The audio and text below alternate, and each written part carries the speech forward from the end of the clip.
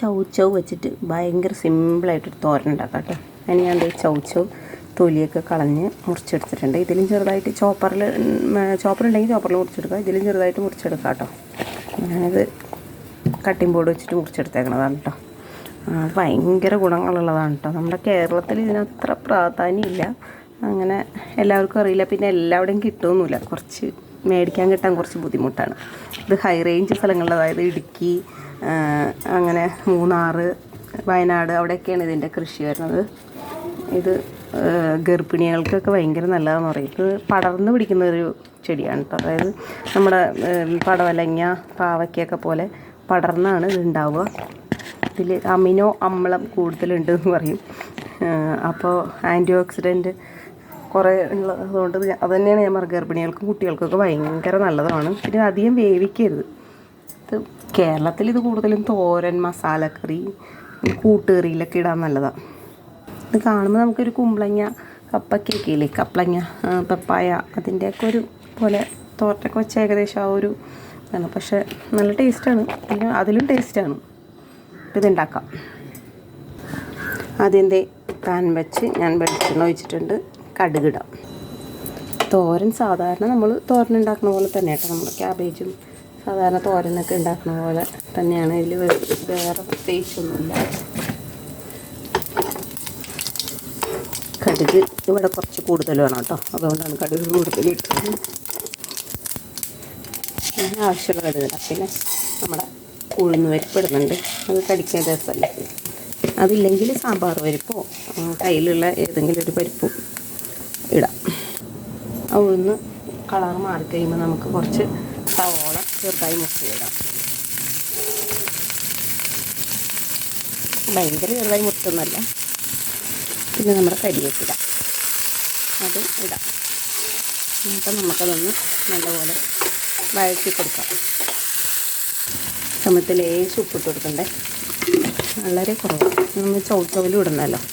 എന്നിട്ട് ഇതൊന്ന് മിക്സാക്കി കൊടുക്കാം. ഇത് പെട്ടെന്നാവുമല്ലോ.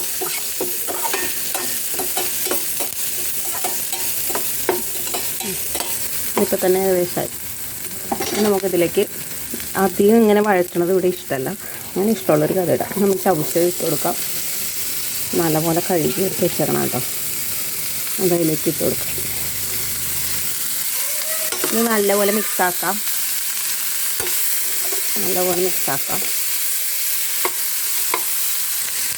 നല്ലപോലെ ഇളക്കി യോജിപ്പിച്ച് കൊടുക്കാം. ഞാൻ പറയുന്നത് ഇത് വല്ലാണ്ട് അങ്ങനെ വേവണത് നല്ലതല്ല എന്ന് പറയാം. ഇതിൻ്റെ ഗുണം നഷ്ടപ്പെടും. അപ്പോൾ നമ്മൾ അങ്ങനെ വല്ലാണ്ട് വേവിക്കേണ്ട ആവശ്യമില്ല. ഇനി പൊടിയിടാം, മഞ്ഞൾപ്പൊടി ഇടാം. ഇത് സാലഡാക്കാൻ നല്ലതാണ് കേട്ടോ. പല സ്ഥലങ്ങളിൽ ഇത് സാലഡായിട്ട് ഉപയോഗിക്കും. നാരങ്ങയൊക്കെ പിഴിഞ്ഞ് വെച്ചിട്ട് അതിലും ബെസ്റ്റാണ്. ഓരോ നാട്ടിൽ ഓരോ പേരാണ് കേട്ടോ ഇതിന്. നിങ്ങളുടെ നാട്ടിൽ എന്തെങ്കിലും പേര് പറയണമെന്നൊന്ന് കമൻറ്റ് ചെയ്യണം. ഇത് ചൗച്ചൗ, ചൊച്ചയ്ക്ക, അങ്ങനെയൊക്കെ ഉണ്ട് ഇതിൻ്റെ പേരുകൾ. നമുക്ക് ജസ്റ്റ് ഒന്ന് വെള്ളം തിളച്ചിട്ട് അടച്ച് വയ്ക്കാം. വെള്ളം കുറച്ചിങ്ങനെ തളിച്ച് കൊടുക്കണം കേട്ടോ, അല്ലാണ്ട് വേവണ്ടെന്ന് പറഞ്ഞല്ലോ. അടച്ച് വയ്ക്കാം, അത്രേ ഉള്ളൂ. പിന്നെ ഇത് അതുപോലെ തന്നെ സിമ്മിലിട്ടിട്ടാട്ടോ വേവിക്കേണ്ട. സിമ്മിലിട്ട് ഇളക്കി കൊടുത്തിട്ട് വേവിച്ചെടുക്കാം. ഇനി അതാവുന്ന സമയം കൊണ്ട് നമുക്ക് തേങ്ങ ഒന്ന് ചതച്ചെടുക്കാം കേട്ടോ. തേങ്ങയ്ക്ക് കാന്താരി മുളകും വെളുത്തുള്ളി ഇട്ടിട്ടുണ്ട്. വെളുത്തുള്ളി ഇഷ്ടമില്ലാത്തവർ ഇടണ്ട. അത് കാന്താരി മുളക് എരിവ് കൂടുതൽ വേണ്ടവർക്ക് കുറച്ചും കൂടി ചേർക്കാം. ഇവിടെ അധികം എരിവ് വേണ്ടാത്തതുകൊണ്ടാണ് കാന്താരി മുളക് 2 എടുത്തിട്ടുള്ളൂ. ഞാൻ ഇതുപോലെ ചതച്ചെടുത്തിട്ടുണ്ട് കേട്ടോ. ഇത് വെളുത്തുള്ളിയും പിന്നെ മുളകും ഒന്ന് ചതക്കണമല്ലോ, അതുകൊണ്ട് ഇങ്ങനെ ചതച്ച് ഇനി അതിലേക്ക് ഇടാം. നമുക്ക് ഞാൻ പറഞ്ഞില്ല ഇടയ്ക്കൊന്ന് ഇളക്കി കൊടുക്കണമെന്ന്. പക്ഷെ അതാകുമ്പോൾ ഒരു ഉരുളക്കിഴങ്ങിൻ്റെ ലുക്കൊക്കെ ഉണ്ട് കേട്ടോ. മണമൊക്കെ വരുമ്പോൾ ഒരു ഉരുളക്കിഴങ്ങിൻ്റെ മണം പോലെ ഉണ്ട്. അത് ഉരുളക്കിഴങ്ങ് ആക്കണ പോലെ ആക്കാമെന്നാണ് പറയുന്നത്. ഇതിൻ്റെ ഇലയും തണ്ടും ഒക്കെ എടുക്കും. ഈ ചെടിയുടെ, ഈ ചൗച്ചവിൻ്റെ ചെടിയുടെ ഇലയും തണ്ടൊക്കെ ചിലർ അതും പാചകത്തിന് എടുക്കാമെന്നാണ് പറയൽ. മുഴുവനിടാം. അതിൽ നല്ലപോലെ യോജിപ്പിച്ചിട്ട് ആ തേങ്ങയുടെ ഒരു പച്ച മണം മാറണ വരെ നമുക്ക് അടച്ചു വെക്കാം. ഇതിൻ്റെ ഒരു പച്ച ടേസ്റ്റ്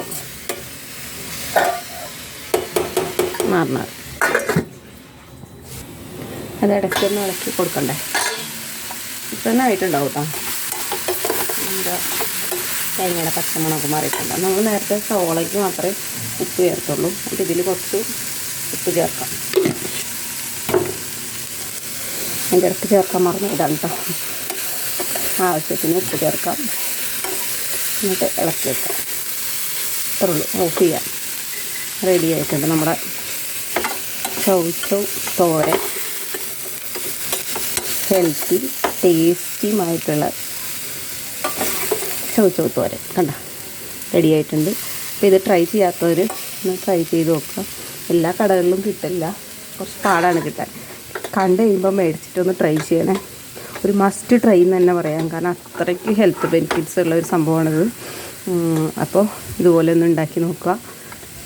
സജഷൻസൊക്കെ എന്തെങ്കിലും ഉണ്ടെങ്കിൽ കമൻറ്റിൽ അറിയിക്കുക.